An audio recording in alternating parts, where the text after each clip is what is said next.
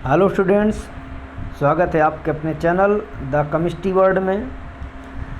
जैसा कि आज हम लोग पढ़ने वाले हैं basic functional group of inter conversion, जिनमें से कोई भी आपका जो कंपाउंड है वो अदर कंपाउंड में कैसे चेंज हो जाएगा, कोई भी फंक्शनल ग्रुप आपका कैसे लग जाया करता है और कैसे पहचानेंगे हम, तो इन सब चीज़ों की हम लोग चर्चा करेंगे। आप जैसा कि फर्स्ट नंबर में आपको दिखाया गया है कि ये साइक्लोपेंटेन है आपका, और ये साइक्लोपेंटेन जा कर के सीधे कन्वर्ट हो जाता है ब्रोमोसाइक्लोपेंटेन में।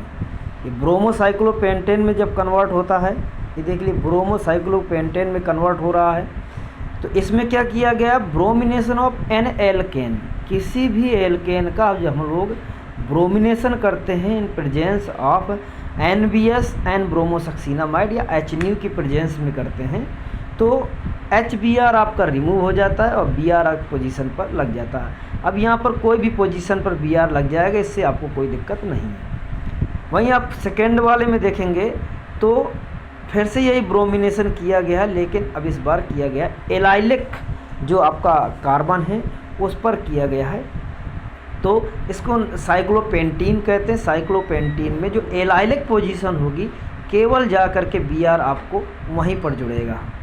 इसके बाद क्या किया गया, ब्रोमोसाइक्लोपेंटेन लिया गया, ब्रोमोसाइक्लिक पेंटेन को पेंटीन में कन्वर्ट किया गया, साइक्लोपेंटीन में कन्वर्ट किया गया। तो यहाँ पर हमने एलिमिनेशन कराया हुआ है। एलिमिनेशन में क्या होता है कि अगर यहाँ पर एल्कोहलिक KOH या एल्कोहलिक NaOH की रिएक्शन करा दोगे तो ये आपका जा कर के ये जो ब्रोमीन है और यहाँ से H निकल करके वो दोनों बाहर चले जाएंगे, तो एल्कीन यहाँ पर बना लेते हैं, मीन्स डबल बॉन्ड आ जाता है यहाँ, इसलिए इसको हम लोग साइक्लोपेंटीन कह दिए हैं। ऐसे ही सेकेंड में भी आपको यही किया गया है कि बल्कि base and halide gives least substitute alkenes, means यहाँ पर एक H है और ये आपका Br है, तो इन दोनों से आपका क्या बन गया, डबल बॉन्ड बना दिया। फिर से Br निकल गया, जैसे यहाँ पर निकला था डबल बॉन्ड आ गया था। अब इसमें अब बगल में ही जब जस्ट आपके ये ब्रांचिंग है, इसलिए यहीं से निकाल दिया गया।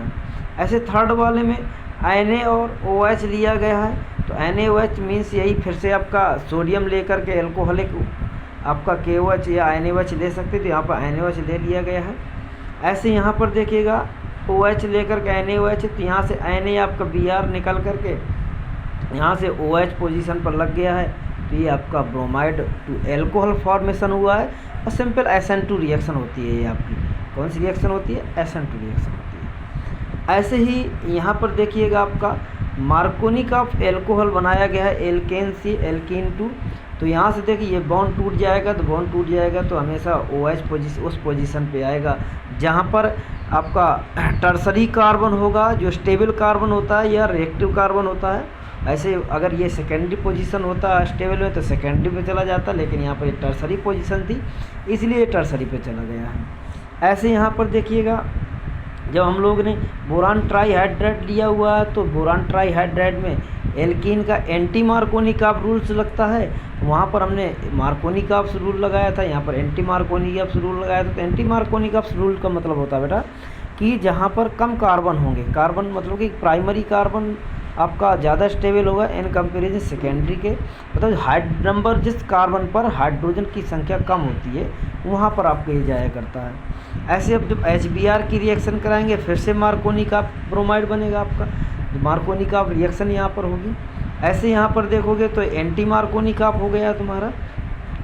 मस्त मार्कोनिकॉफ एंटी मार्कोनिकॉफ में इतना ही डिफरेंस होगा कि जब जो है मार्कोनिकॉफ करा रहे होंगे तो हमेशा उस कार्बन पर लगेगा जहाँ पर हाइड्रोजन कम होंगे, और एंटी मार्कोनिकॉफ कराएंगे तो उस कार्बन पर लगेगा जहाँ पर हाइड्रोजन हमारे ज़्यादा होंगे। इसके बाद ऐसे यहाँ पर देखिएगा एल्कीन कराया गया, तो एल्कीन टू एपॉक्साइड बना दिया गया। एपॉक्साइड में जो है किन्हीं भी दो कार्बन से अगर बीच में O लगा हुआ है तो वो आपका क्या कहलाता है, एपॉक्साइड। ये ब्रांचिंग से बाहर होना चाहिए, मतलब साइक्लिक टाइप में होना चाहिए। इसके बाद H2 और PD के प्रेजेंस में जब रिडक्शन कराते हैं तो आपका क्या बन जाता है, एल्काइन और एल्कीन दोनों मिल करके आपका क्या बन जाता है, एल्केन में कन्वर्ट हो जाते हैं।